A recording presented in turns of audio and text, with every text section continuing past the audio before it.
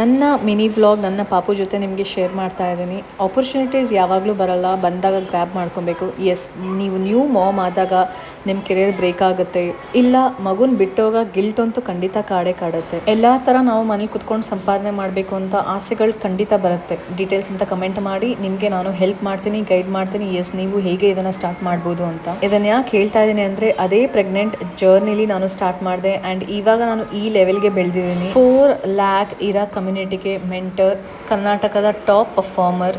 ಬರೀ new moms ಅಲ್ಲ, ನೀವು ಸ್ಟೂಡೆಂಟ್ಸ್ ಆಗಿರ್ಬೋದು, ಇಲ್ಲ ಹೌಸ್ ವೈಫ್, ಇಲ್ಲ ನೀವು ಆಲ್ರೆಡಿ ವರ್ಕ್ ಮಾಡ್ತಾ ಇದ್ದೀರಾ ಬಟ್ ನಿಮಗೆ ಅಡಿಷ್ನಲ್ ಆಗಿ ದುಡಿಬೇಕಂದ್ರೆ ಎಸ್, ನೀವು ಈ ಒಂದು ಪ್ಲ್ಯಾಟ್ಫಾರ್ಮಲ್ಲಿ ವರ್ಕ್ ಮಾಡ್ಬೋದು. ಇದು ನನ್ನ ಆಲ್ಮೋಸ್ಟ್ ಡೈಲಿ ರೊಟೀನ್. ಸೊ ನಾನಾಗಿ ನನ್ನ ಲೈಫ್ನ ಲೀಡ್ ಮಾಡಿಕೊಂಡು ಹೋಗ್ತಾ ಇದ್ದೀನಿ ಅಂದರೆ it is only possible because ಈ ಒಂದು ಫ್ರೀಡಮ್ ನನಗೆ ಇರೋದು. ಆ ಒಂದು ಫ್ರೀಡಮ್ ಎಲ್ಲ ವಿಮೆನ್ಸ್ಗೂ ಇರಬೇಕು. ನಾನು ಸಂಪಾದನೆ ಮಾಡ್ತಾ ಇದ್ದೀನಿ, ನಾನು ಯಾಕೆ ಕಿಚನ್ಗೆ ಹೋಗಬೇಕು, ಈ ಥರ ನನಗೆ ಥಾಟ್ಸ್ ಯಾವತ್ತೂ ಬಂದಿಲ್ಲ. ಥ್ಯಾಂಕ್ ಗಾಡ್, ನಾನು ಅಂದ್ಕೊಳ್ಳೋದು ನನಗೆ ಇಷ್ಟು ಟೈಮ್ ಇದೆ. ಅಟ್ಲೀಸ್ಟ್ ಮಗುನ ಇಟ್ಕೊಂಡು ಕೂಡ ನನಗೆ ಕಿಚನ್ಗೆ ಹೋಗೋಕೆ ಆಗ್ತಾ ಇದೆ, ನನ್ನ ಮಗುನ ನೋಡ್ಕೊತಾ ಇದ್ದೀನಿ. ಇದೆಲ್ಲ ನಾನು ಮಾಡ್ತಾ ಇದ್ದೀನಿ ಅಂದರೆ ಬಿಕಾಸ್ ನನಗಿರೋ ಈ ಒಂದು ಫ್ರೀಡಮ್.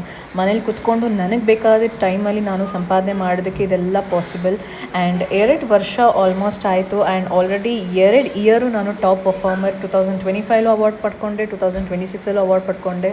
ಸೊ ನೀವು ಸ್ಟಾರ್ಟ್ ಮಾಡ್ಬೋದು. ಕಮೆಂಟ್ ಮಾಡೋದು ಮರಿಬೇಡಿ. ಹಾಗೆ ನನ್ನ ಪ್ರೊಫೈಲ್ನ ಫಾಲೋನೂ ಮಾಡಿ, ಆವಾಗಲೇ ನಿಮಗೆ ಇನ್ಫಾರ್ಮೇಷನ್ ಬೇಗ ಸಿಗುತ್ತೆ.